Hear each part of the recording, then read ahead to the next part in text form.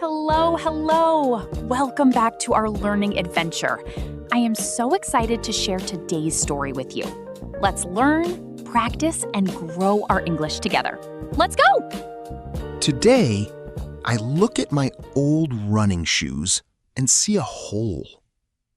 I have used these sneakers for more than 2 years.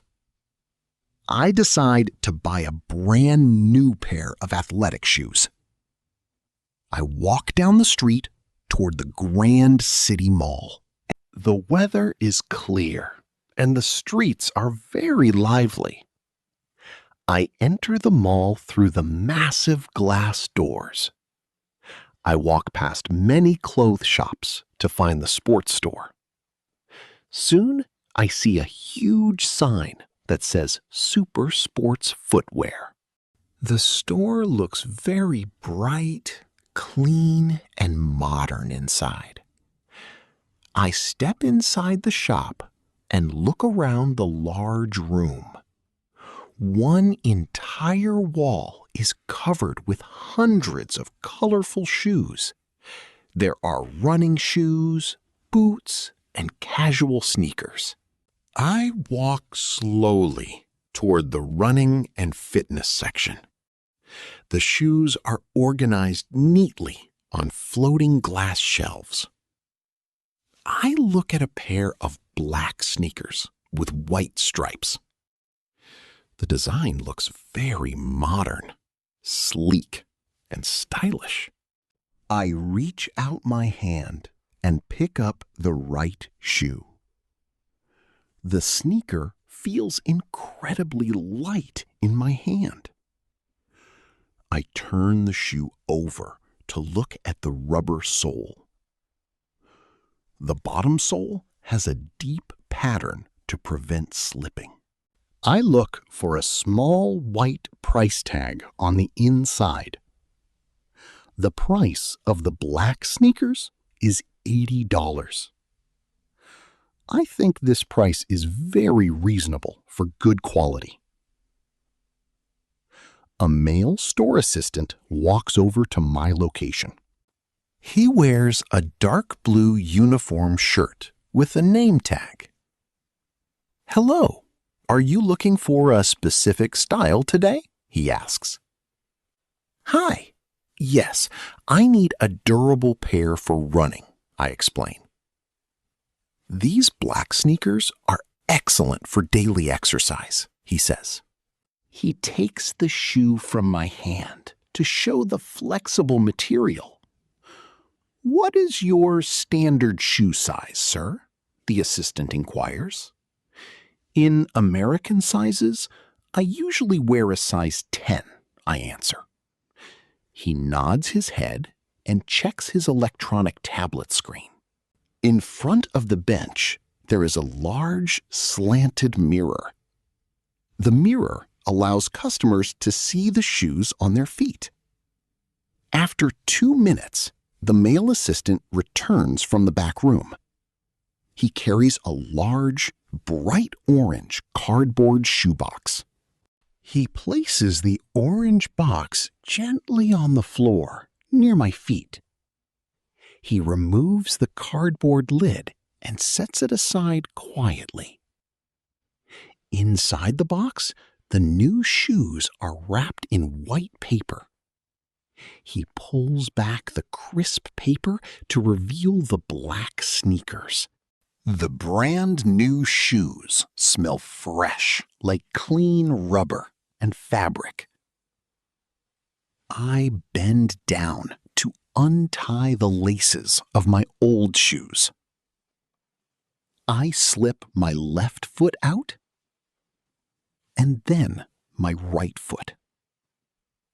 I wear a clean pair of thick gray cotton socks. Wearing appropriate socks is important when trying on shoes. The assistant hands me the right sneaker with open laces. I insert my foot into the shoe and push my heel down. The inside cushion feels very soft against my foot. Next, I push my left foot into the second sneaker. I pull the 2 fabric laces tightly to secure the fit. I tie a neat double knot to lock the laces together. I stand up from the bench to check the initial feeling. I walk 3 steps toward the large floor mirror.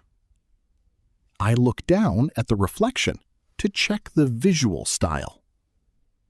The black sneakers look very sharp and match my clothes. However, I feel a slight pressure on my big toe. The front of the shoe is a little bit too tight. "How do they feel, sir?" the assistant asks with interest. "They look great, but they are slightly small," I explain. "My toes are touching the very front of the shoe," I add. "We should try a half size larger for better comfort," he suggests. "A size 10.5 will give your feet more space," he says. He takes the orange box and walks back to the storeroom quickly. I sit back down on the bench and untie the tight laces. Finding the perfect fit is essential to avoid foot pain.